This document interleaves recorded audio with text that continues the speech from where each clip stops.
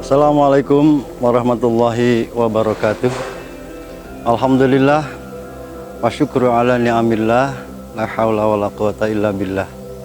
Asyhadu an la ilaha illallah wa asyhadu anna Muhammadar Rasulullah. Allahumma sholli ala sayyidina Muhammad wa ala ali sayyidina Muhammad. Amma ba'du. Sahabat Rumah Odeng yang dimuliakan Allah Subhanahu wa taala. Dalam kehidupan kita dari pagi, siang hingga sore bahkan sampai malam hari, kita disibukkan dengan aktivitas kita, dengan rutinitas kita, pekerjaan, baik itu ya sebagai pengajar, sebagai profesional, atau bahkan sebagai apapun. Itu tentu kita punya tujuan. Tujuan kita salah satunya adalah kita mencari nafkah untuk bekal hidup kita dan keluarga kita. Dari pagi kita mengumpulkan sampai siang, sampai malam. Bahkan ada yang di malam hari bekerja untuk mengumpulkan bagian-bagian yang menjadi kebutuhan untuk urusan duniawi. Sebagai manusia, sahabat Rumah Odeng, itu menjadi kewajiban kita bagi laki-laki sebagai imam, sebagai pemimpin yang memiliki tanggung jawab untuk kelangsungan hidup anak dan istri kita di rumah. Wajar kalau kita bersemangat, kalau kita berjibaku untuk mencukupi segala kebutuhan fisik, segala kebutuhan badaniah kita dan keluarga kita. Sahabat Odeng yang dirahmati Allah Subhanahu wa taala, ada hal yang kadang-kadang kita lupakan. Ada hal yang kadang-kadang juga kita kesampingkan. Kita sibuk mengumpulkan harta, kita sibuk mengumpulkan uang, kita sibuk mengumpulkan kebutuhan-kebutuhan tentang urusan duniawi.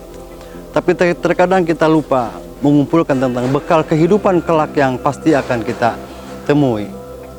Allah Subhanahu wa taala berfirman di dalam surat Yunus ayat 56, A'udzubillahi minasyaitonirrajim. Qul bi fadlillahi wa bi rahmatihi fa bidzalika falyafrahu huwa khairul lakum in kuntum mimma yajma'un.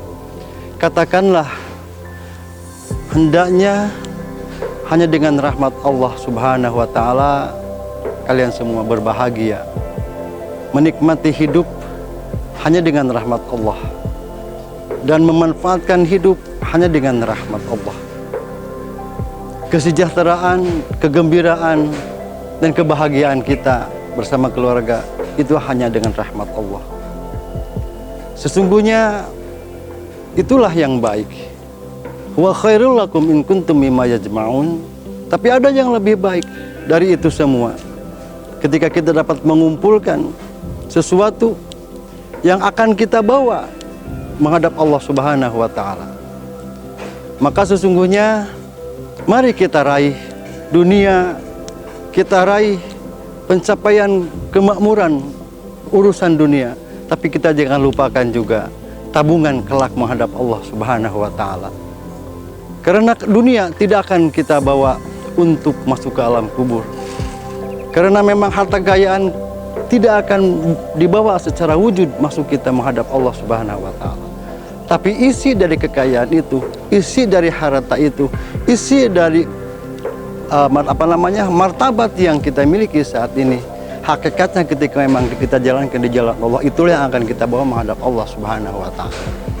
Andai kata kita saat ini kita memiliki kekayaan, tabungan yang bermiliar-miliar, rumah tanah di mana-mana, tapi kita bisa memberikan sumbangan untuk sarana ibadah, memberikan sumbangan atau menjadi donatur untuk kepentingan agama. Berapapun yang Bapak berikan, berapapun yang Ibu berikan, dan itulah yang akan kita dapat kelak menghadap Allah Subhanahu wa taala. Kita mengumpulkan dunia, tapi kita melupakan akhirat, itu sesuatu hal yang akan merugikan diri kita sendiri. Padahal Allah Subhanahu wa taala jelas sudah memberikan isyarat bahwa hendaklah kalian berbahagia dengan rahmat Allah Subhanahu wa taala yang diberikan kepada kita, yang diamanatkan kepada kita, yang dititipkan kepada kita, agar kita menjadi orang yang beruntung, agar kita menjadi orang yang mendapatkan martabat kelak di sisi Allah Subhanahu wa taala. Dengan jalan keluarkan sebahagian harta kita untuk di jalan Allah. Berikan hak orang miskin, berikan hak fakir miskin, berikan hak anak yatim, dan berikan hak Allah ketika memang di lingkungan kita ada yang membangun sarana ibadah, masjid, madrasah, pondok pesantren dan lain sebagainya. Maka ada hak Allah di dalamnya. Siapapun orang yang datang ke hadapan kita dan dia membawa proposal untuk kepentingan agama, hakikatnya itulah malaikat yang diutus Allah datang kepada kita dan Allah mengingatkan kepada kita agar kita sadar bahwa ada hak Allah di harta yang kita miliki saat ini. Kemuliaan yang saat ini sedang kita nikmati tidak akan kita bawa mati, hanya bentuk kemuliaannya saja.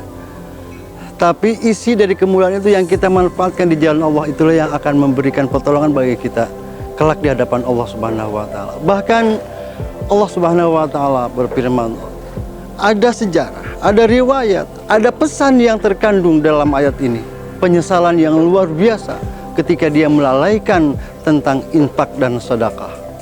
Rabbi laula akhartani ila ajalin qarib fa asaddaq.